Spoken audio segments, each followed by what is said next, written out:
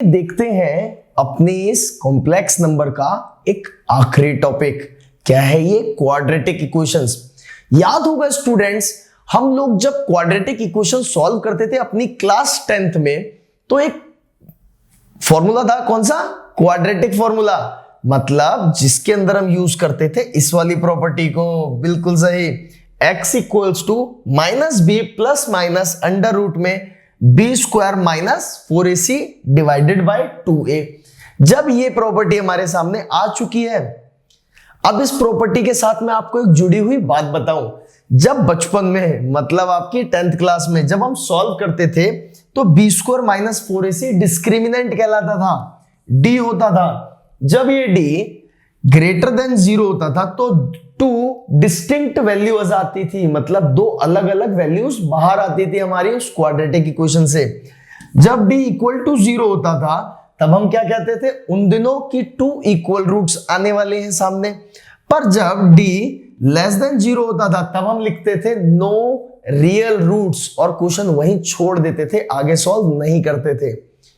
आज अब class 11th में हम लोग इन्हीं क्वेश्चंस को सॉल्व करना सीखते हैं जो डिस्क्रिमिनेंट लेस देन 0 से होंगे, मतलब वो इमेजिनरी नंबर होंगे।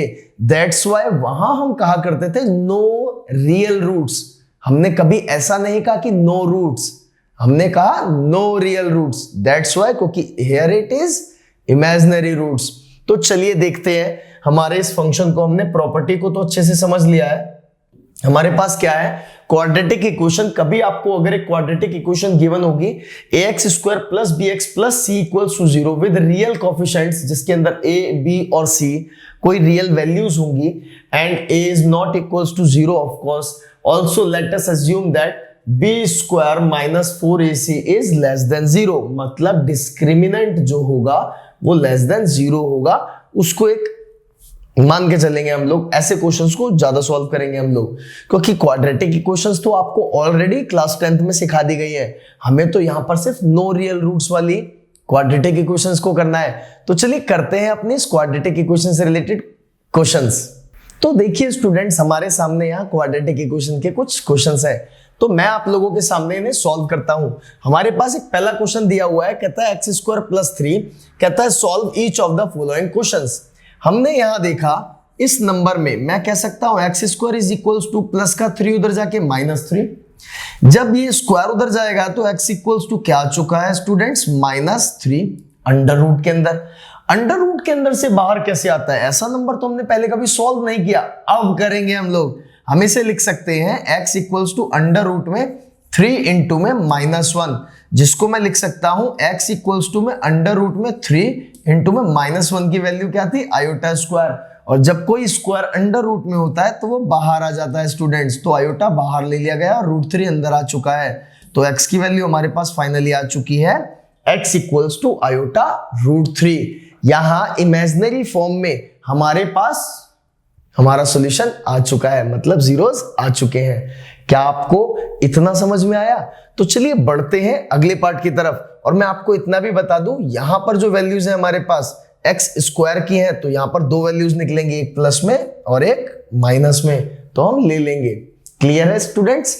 अब देखिएगा इस वाले क्वेश्चन को, इसमें तीनों पार्ट्स गिवन है, मतलब ए बी सी तीनों चीजें गिवन है, तो हम लिख लेते हैं। हमारे पास यहां से a निकल चुका है 2, b निकल चुका है 1, c निकल चुका है +1।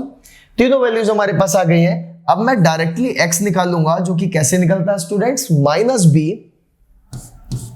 प्लस माइनस अंडर रूट में b square minus 4ac, b का square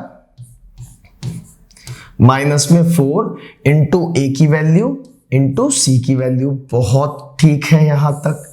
divided by 2 into a की वैल्यू है 2, कोई प्रॉब्लम नहीं यहां तक।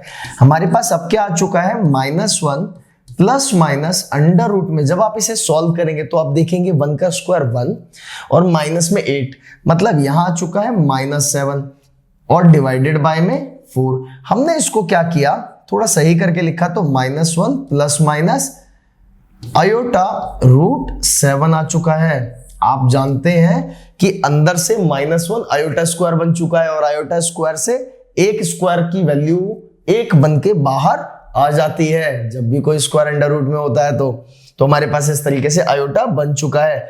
अब हमारे पास फाइनली x की वैल्यूज आ चुकी हैं स्टूडेंट्स। हमारे पास क्या आ चुका है, x की वैल्यू है एक बार -1 प्लस आयोटा √7/4 और एक बार -1 माइनस में आयोटा √7/4। इसी तरीके से हमारी क्वाड्रेटिक इक्वेशन का कंसेप्ट भी क्लियर हो जाता है।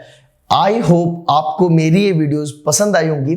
हमारा कॉम्प्लेक्स चैप्टर यहीं खत्म होता है। Thank you so much.